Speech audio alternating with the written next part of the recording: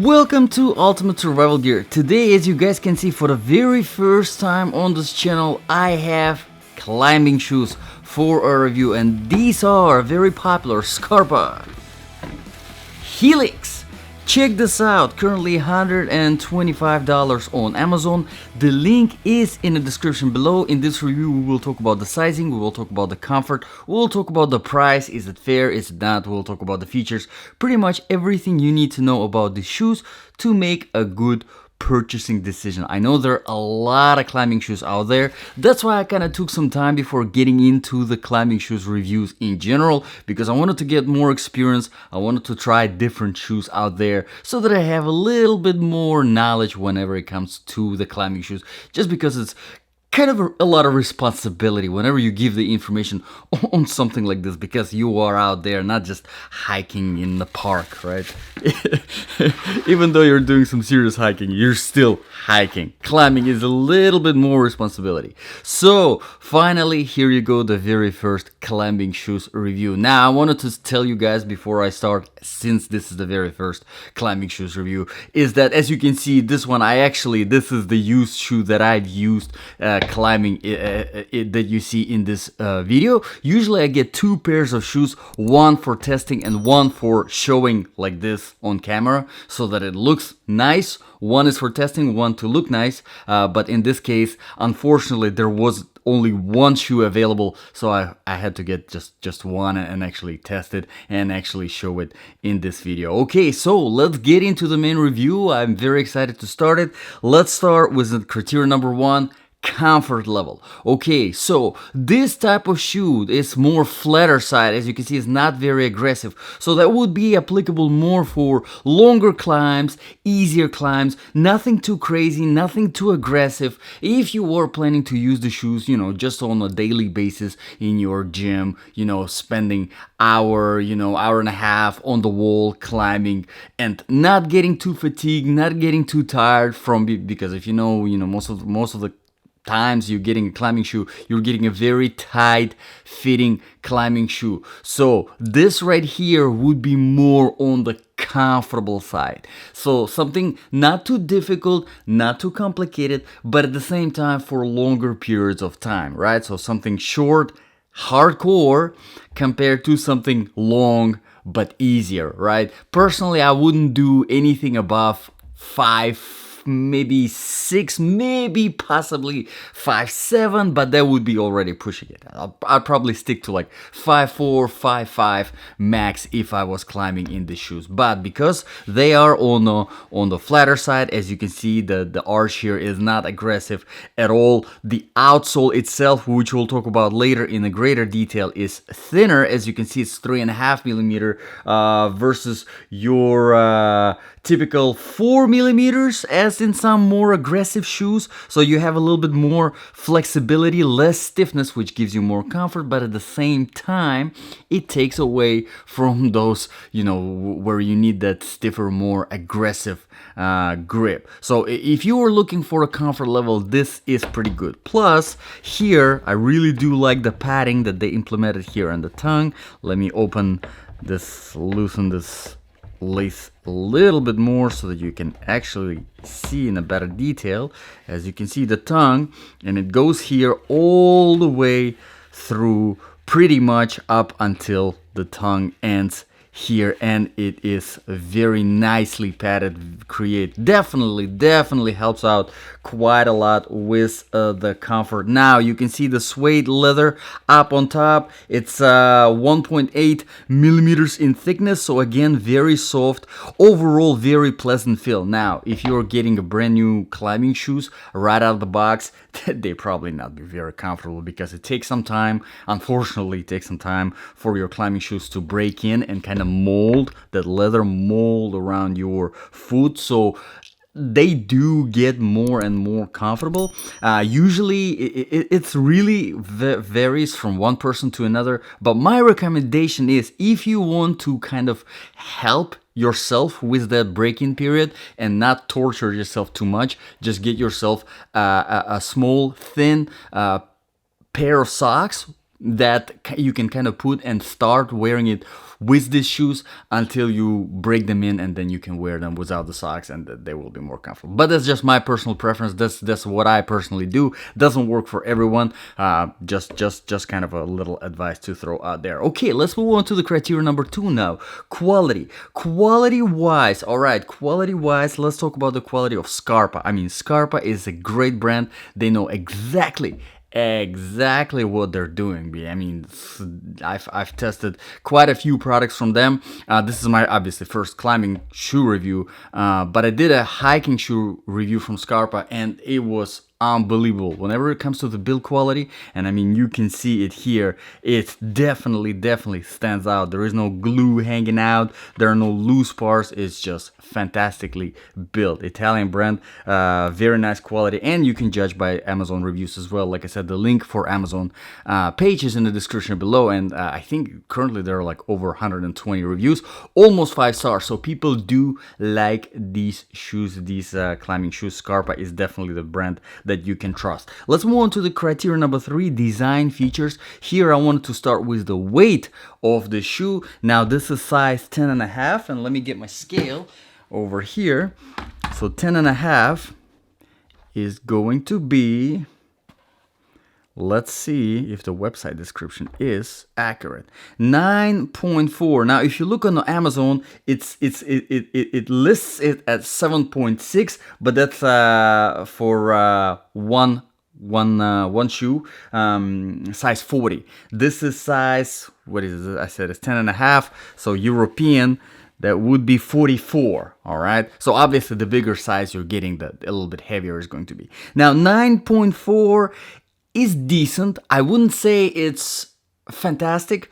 You are looking for something under 10 ounce. I would recommend definitely going under 10 ounce in your climbing shoes. Well, depending on the size of your foot, but probably try to find something under 10 ounce, because if you're getting over the 10 ounce, then you're getting in a little bit of a heavier weight category. Now, of course, some of the shoes will have a little bit more of that rubber that you need on the top to do the hooks, to do some knee bars, something a little bit more complicated, something a little bit more technical. Here, as you can see, it's much more simplistic. There is that toe cover that you need to do like a very basic hook, but not much. So keep that in mind. I would recommend going under 10 ounce. Now, speaking of some other design features, obviously here it's a lacing system. I do like this lacing system very much. It's a very good string itself that is being used. It's kind of a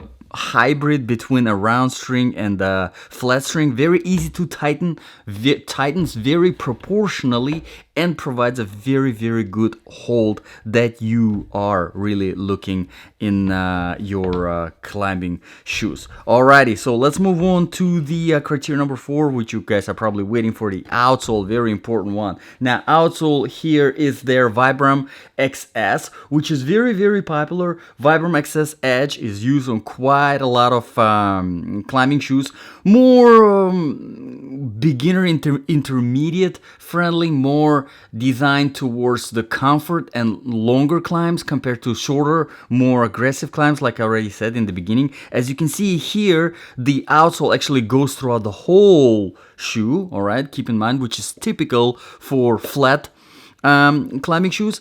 Obviously brushed throughout the whole thing, which I really do like. Sometimes you see flat shoes outsole throughout the whole shoe, and it's only brushed at the very front and at the very back at the heel, which I mean is fine, because that's most of the times what you're going to use the areas. But again, I do like to have everything, just in case. You never know what kind of situation you might be in, what kind of climb it is, and what area of the shoe you might need to use. So I like the fact that it's actually brushed throughout the whole thing. Now, personally, I do have a few minor complaints here. I feel like the brushing could have been a little bit more aggressive.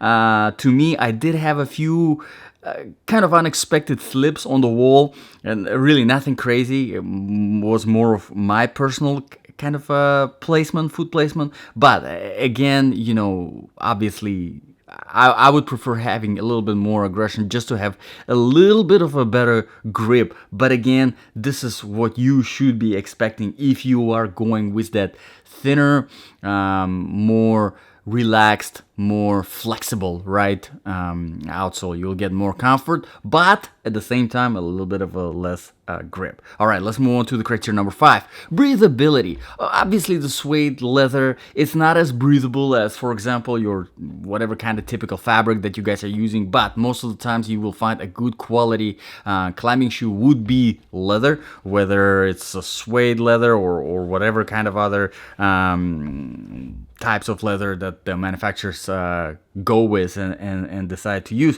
which is completely fine. But just to keep in mind, it's not going to be as breathable as you would expect. Obviously, you're wearing your shoes without the socks on. The leather is sitting straight on your skin, so expect your feet to get a little bit sweaty in these. Honestly, personally, the only thing that kind of helps with the breathability, in my opinion, here in this shoe is that you do have this nicely padded tongue. I mean, it's a lifesaver here. First of all, it adds the breathability. Second of all, it adds a little bit of a padding and comfort.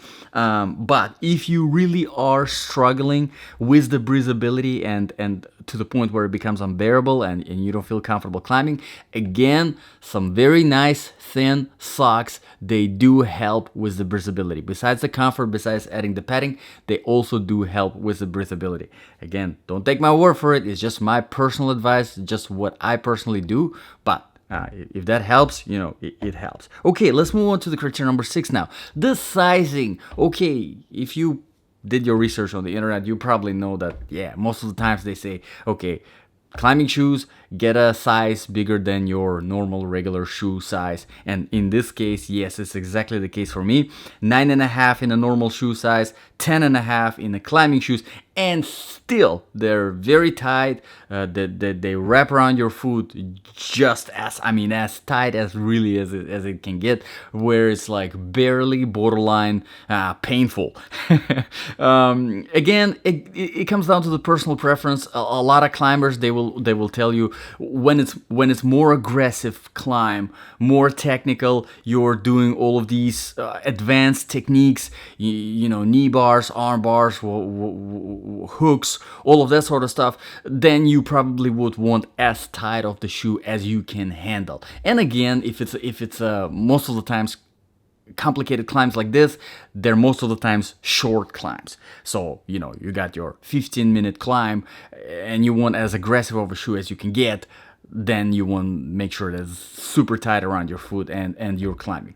In this case, you can get yourself a little bit of a leeway and get a little bit bigger size and feel a little bit more comfortable, because this is designed to be used on a longer climb, on a more comfortable, relaxed climb. So again, look at one size bigger, but again, even one size bigger than your normal shoe size will feel very, very tight. So maybe even 1.5.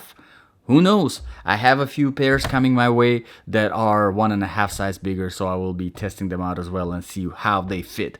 So I'll come up with a conclusion later whenever it comes to the sizing, but just keep in mind, don't think that they run small. A lot of Amazon reviews, they say, oh, these run small. They're supposed to. It's not worth. It's not fair to give a negative rating to these shoes because they're small. They're supposed to be small because they're climbing shoes. Okay, let's move on to the criteria number 7, climbing application. Now, I already said that several times in this video. This is more for a relaxed, longer climb. Nothing too technical, nothing too advanced. Okay, so if you're planning to hit that crux that you couldn't hit for a while and then you're looking for that special type of shoe, probably not the kind of shoe. All right, but don't get me wrong with this review. Don't think that it's like impossible to do something more or less technical, more or less advanced in these shoes. You can definitely do something technical, something advanced, depending on your skill level, but overall comfort, longevity compared to short and advanced. All right, and the very last criterion here, criterion number 8, the price. Okay, so the price is currently $125 on Amazon. Like I said, the link is in the description below. Now, between the sizes, sometimes depending who has it, who sells it, what size, the price may vary. But if you find these shoes for about $125, somewhere around that area, up until $140, you find a pretty decent deal. Definitely fair pricing for everything you're getting. Very, very good pricing. I mean, compared to a lot of other shoes out there that you will find, and some of them are on the cheaper side, this is definitely good. And if you're a beginner or like around beginner intermediate level and you're getting for a decent shoe, comfortable and not breaking the budget, 125, definitely excellent price. So let me know in the comments below, guys, what do you think about this review? What do you think about the shoe? If you have any special requests, drop them in the comments below and I'll be happy to address them. Thank you very much, guys, for watching. This was Ultimate Survival Gear. I'll see you guys in the next video.